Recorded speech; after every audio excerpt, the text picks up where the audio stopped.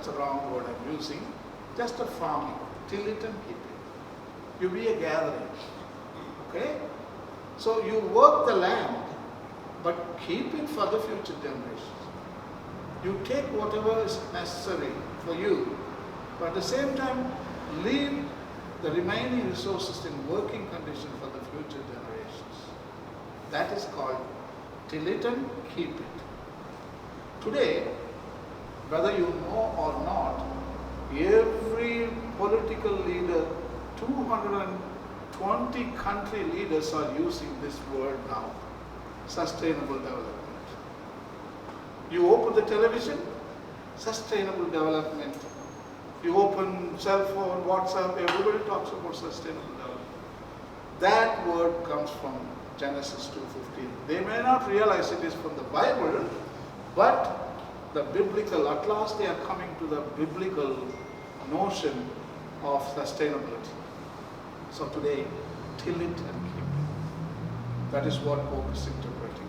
He is not reinterpreting the Genesis text, chapter 1, 26, 27, 28. He is not giving you a real new interpretation, because he knows very well we will listen to the new interpretation, again we will bounce back. Suddenly one day we will go and fall again in the same interpretation. So he completely rejects that and comes to 2:15.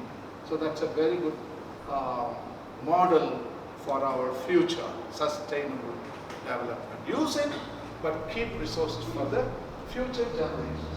And comes the mystery of the universe. I mean, it's a mystery. What do you know about Earth? Science, it calls it nature, but we call it a creation.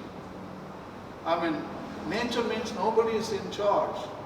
It is natural selection. It is a chance. Darwinian natural selection. Okay? But creation means there is a creator. He is in charge. And he is constantly taking care of it. It's not only he is the creator, and he is a participant in the creation. He is not only God of creation, he is God in creation with us, Emmanuel. So, he is completely mysterious. We can't really explain everything, whatever we see. We tend to interpret with scientific models as if we know everything, but still it is mystery. We can explain sun. For example, hydrogen is turned into helium in the sun, and then we get the sunlight. That is what scientists say. But what scientists can't explain, why hydrogen wants to turn into helium. That question we can't answer. It's a mystery. It's a mystery. So there is a mystery in the universe. Even the human being is a mystery. Every creature is a mystery. And the next one is the message of each creature in the harmony of creation. Every creature brings a message.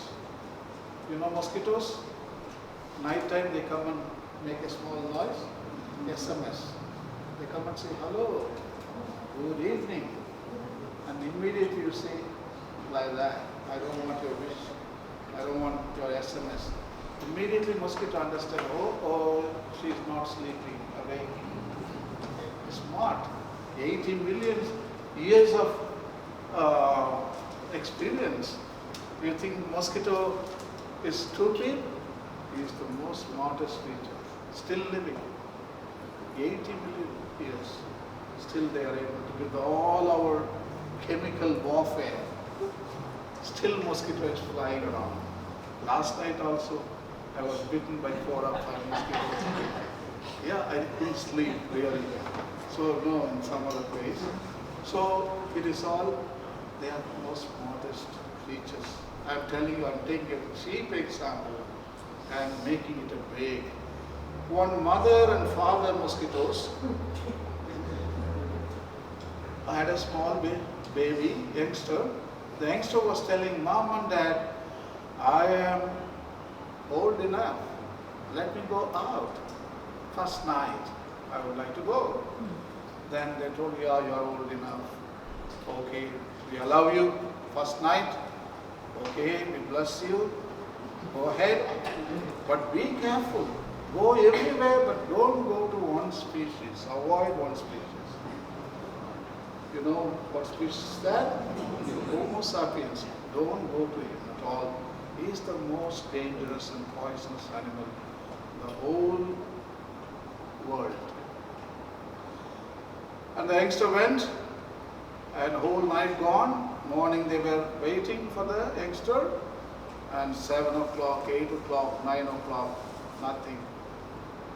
So the parents thought he's dead, better we set up for some funeral. Everything was ready. Then came mom and dad coming, very happy. Then we thought you all died. Thank God you returned. How was the experience? Then I told everything was beautiful, mom and dad.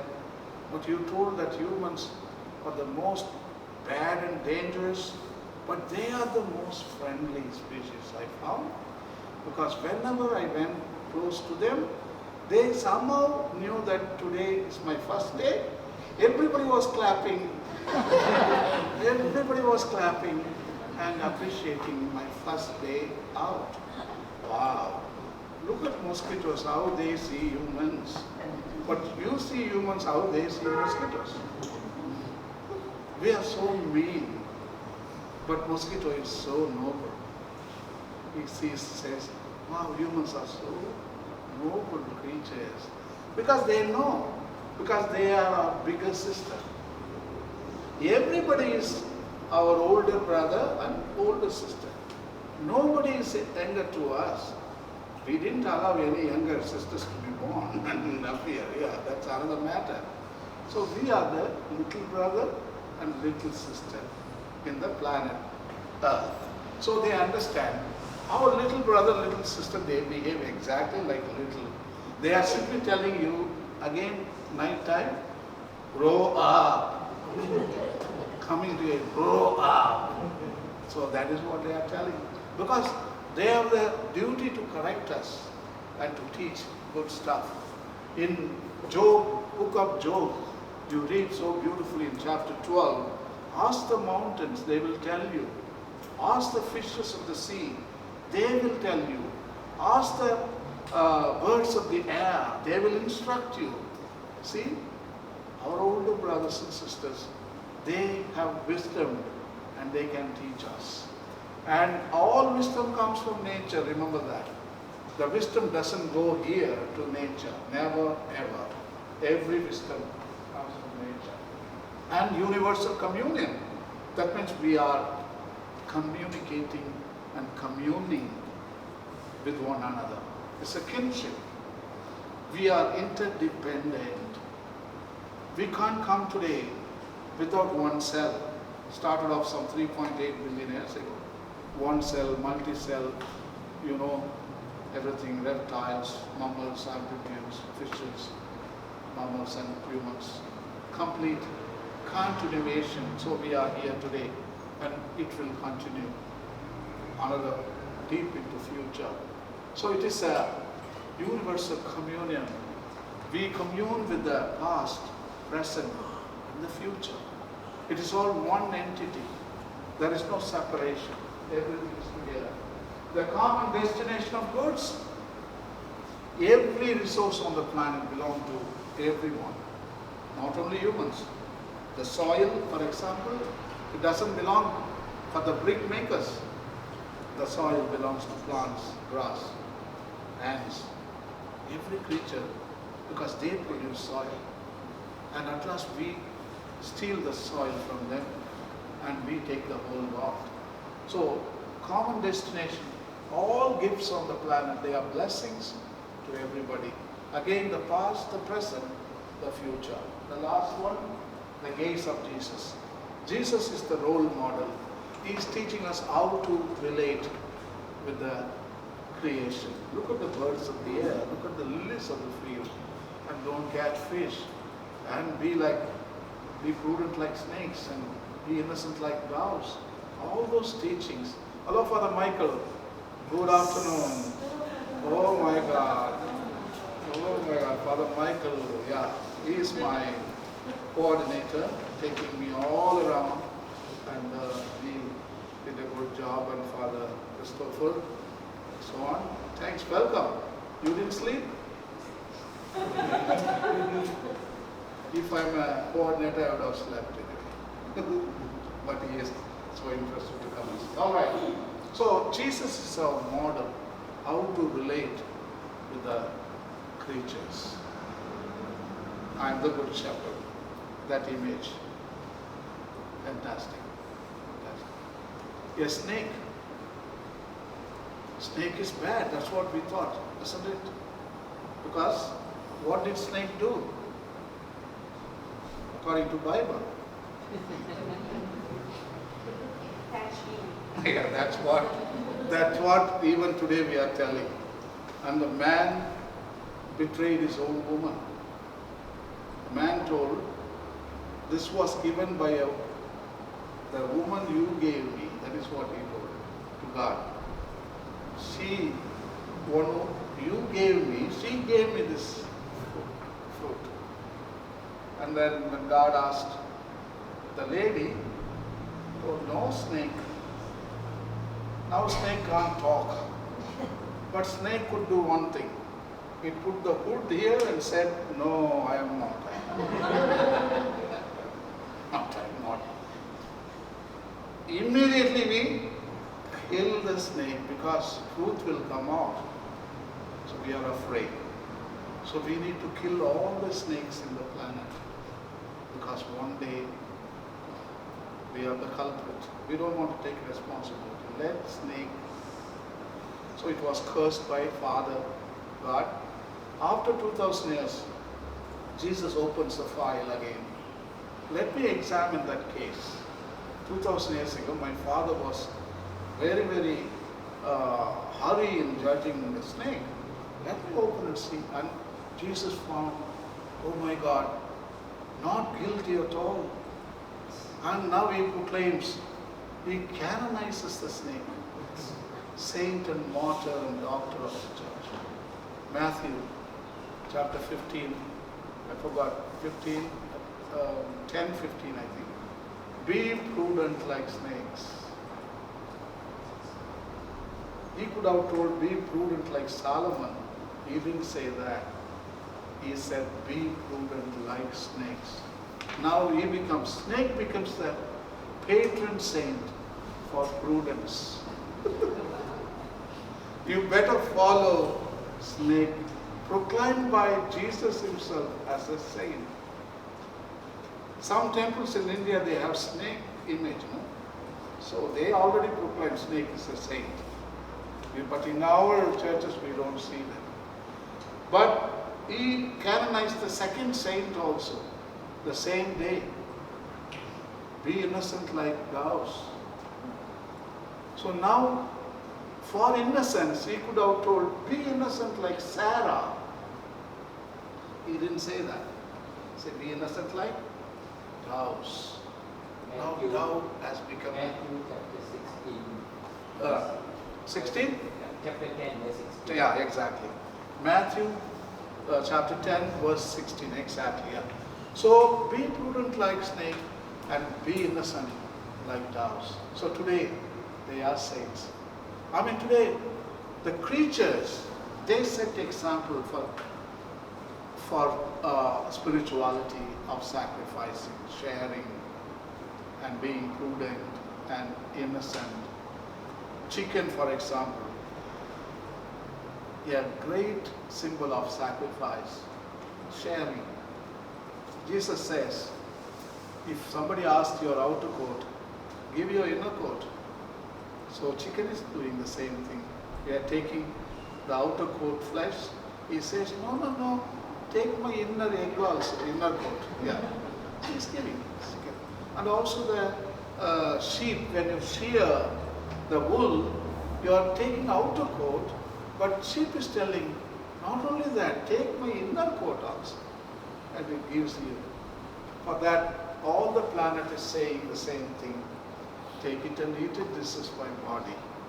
The whole planet is telling, The banana on your table when you go home, it's looking at you when you return. Hey, take it and eat it. This is my body.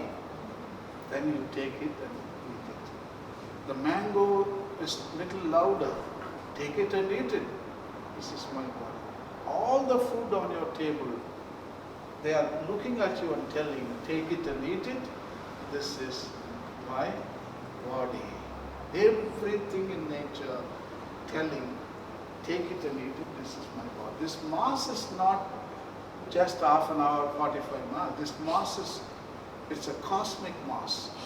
It is a Eucharistic planet. It is happening from the day one. That day, matter and energy. That is the mass. Take it and eat it. This is my body, both of them. So stars are born. So we are here. So today, take it and eat. Some creature is telling to some other creature, same words what we use in the mass. Take it and eat it. This is my body.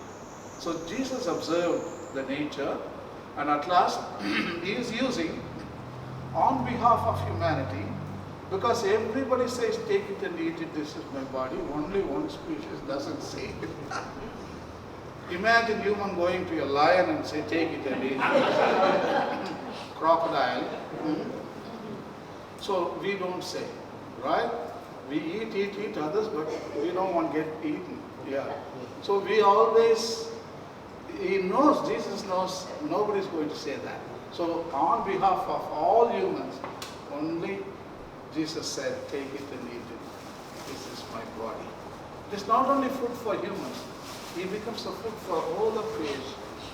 Food for everybody. So that is the symbolism. So Jesus is the best model. Alright, this is the second. We saw the Bible.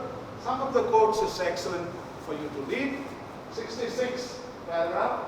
The Bible suggests that human life is grounded in three fundamental and closely intertwined relationships with God, with our neighbor, and to the earth itself. According to the Bible, these three vital relationships have been broken, both outwardly and within us. This rupture is sin. So only three relationships. Relationship with God, relationship with the neighbor, and last, relationship with the whole of creation. So only three. The Old Testament, New Testament, Jesus coming, it's only the explanation of these three vital relationships. Our life can be summed up, all the past, present, future, in these three relationships. So that's very important. 69, each creature possesses its own particular goodness and perfection. Each of the various creatures will in its own being, reflects in its own way, a ray of God's infinite wisdom and goodness, even a mosquito. Man must therefore respect the particular goodness of every creature to avoid any disordered use of things. Yes. If God found everything was good, who is human to say that is poisonous and bad? It is not us to say. 83. The ultimate purpose of other creatures is not to be found in us. Rather, all creatures are moving forward with us and through us towards a common point of arrival, which is God. In that transcendent fullness where the risen Christ embraces and illumines all things, human beings, this is our role. This is our role. Human beings are created to lead all the creatures back to the Creator on a pilgrimage. So take them and give to them. So when you go there, probably you will say, then God will ask, where is the chicken? Then you will say, everything was eaten. I am very sorry. Where is the fish? That also eaten. No, that is very bad. That's very bad. So we need to take back everything. See, human beings endowed with intelligence and love and drawn by the fullness of Christ are called to lead all creatures back to their Creator. I am sure snake will not make it, I think. That is the one we are going to finish him off. He will ask, Where is the snake? Where is the snake? I think because he proclaimed as the same in the last, snake and dove, where are they? This is a book of words, book of words. You better learn to read book of words. Alright? Laudato Si is to learn how to learn the book of works. When you see a mountain, when you see creatures, when you see plants, you are reading the Bible. Look above, read it. Look below, read it. Look everywhere. You can read the Bible. All creatures, they read, except human. This Bible is 5,000 years old. Book of Works is 15 billion years old, written by God Himself. This book will disappear when humans disappear, but that book will never disappear. Forever and ever, it's going to stay. So that is that book, what we are supposed to read. We find God in creation. He is talking to us. Not only through Bible He talks, but through creation He talks. So that is the first book. So we have to see 85 paragraph. God has written a precious book whose letters are the multitude of created things present in the universe. Alright? So now you got the PhD, both the chapters. That's all. Hereafter, very fast. These are the first chapters, very long. The rest of them, very smooth sailing, very fast we go. So first two chapters, C. Did you see that? Did you see the planet? Did you see the Bible? Okay, say Laudato. So we are coming to the third chapter. Okay. Pope Francis is looking at you like a 007, like a Roger Moore. You are guilty. The church is judging. So next two chapters, judge. This is the title. The human roots of our ecological crisis. Human is the cause, in other words. He is the virus, he is the pathogen, and he is the cancer cell of the planet. He is not afraid to tell that. Only one species destroyed the planet, humans. That's a very bold statement. See here, the first, now man is having technology. He can destroy more efficiently now. Before that we had only two hands. And you need to go and cut a tree for 4 hours to fell down a tree. But now the bulldozer comes and does like that. And then all the trees are completely gone within few minutes. So the technology, see, he calls it creativity and power. There are two technologies. He says, technology as a service, creativity is good. In other words, good transportation system. For example, in your kitchen, efficient way of cooking, a stove. So far we have never invented efficient stove using little fuel, but we are inventing only cell phones. Nothing else. Not at all in a practical, the things that help our humans to cook and clean, we are not doing that. Only distractions. We spend more creativity on distractions and destructive items. So now, Pope is telling, invent some good stuff for efficient cooking, good medicational equipment in the hospital for the human health, and probably good medications, that kind of stuff, and good transportation, and maybe renewable energy-based airplanes, trains, non-polluting energy, that kind of technology is welcome. He says technological service is welcome, but technological dominion is wrong. So there are difference. Don't think he's condemning technology.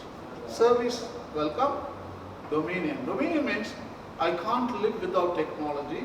In other words, I can't live without cell phone and computer and television, that kind of stuff. Addicted to this kind of electronic items, and our relationship has become a screen relationship. There is no human relation. We are not relating with flesh and blood. We are relating with the glass and asphalt and wires and the screens. So this is what our relationships are. So that is very sad, this has. And especially the bad technology is like a bombs and guns. It's all bad technology used on human. And even cell phone, it may be good, but at the same time, the radiation is causing so much of damage to other creatures. So, Pope is telling there is no ethics at all. There is no ethics. When a cell phone is made, ethics is not seen, value is not seen. The side effects are not measured. The impact assessment is not at all calculated. Every invention, there is no bioethics. There is no righteousness. There is no justice. What the impact would be after 50 years, 100 years. Long-term impact assessment, nothing is seen. Just introduce an item, that's all. But there are no ethical guidelines for it. So that is the technology what Pope is denouncing. The second one is the globalization of the technocratic paradigm. Every nook and cranny, it is enforced. It is enforced and introduced. Markets are filled with the same boring stuff. Even in a village, remote village in India, they don't have food to eat, but they have a cell phone. And watching Bollywood dances. No food, but dance. Huh? So this is what is happening. There was one interview in India. A reporter was interviewing college students, and then the reporter was asking, today cell phone is going to be taken away from all the 7.5 billion people. So how are you going to feel? So one fellow coming and telling, I may die, sir. I may die, sir. So that is called dominion. Because you can't live even, you're going to die because cell phone is taken away. So that is desperate. That is desperate response. So today many people, you see, without cell phone, if you take a cell phone today, and then if he loses the cell phone, I think he's getting schizophrenic. I think everything is lost. People go into panic attack. Such a kind of, as if he had the heart, he lost his heart. So that is called dominion. So now it is globalization. Everybody is having, and we are, you know what, the students learn in the ecology lesson, the syllabuses, which includes land pollution, water pollution, air pollution, and light pollution, and noise pollution. These are the 5 subjects are taught to students all over the world when it comes about pollution. But Pope is adding now the 6th pollution called mental pollution. Mental pollution. Mental pollution is caused through globalization of this technocratic paradigm, through cell phone. Through cell phone, nobody can achieve PhD. I mean, who will make a PhD in cell phone? Yes, we get some information. Actually, information overload. That is what Pope is telling. Information overload. It overloads your senses, and you can't think right. You can't sleep. People are awake all night, morning itself. So that is called dominion. Now technology is dominating your life. That is not right. The third, very important, anthropocentrism. That is what destroying other creatures. Anthropocentric means one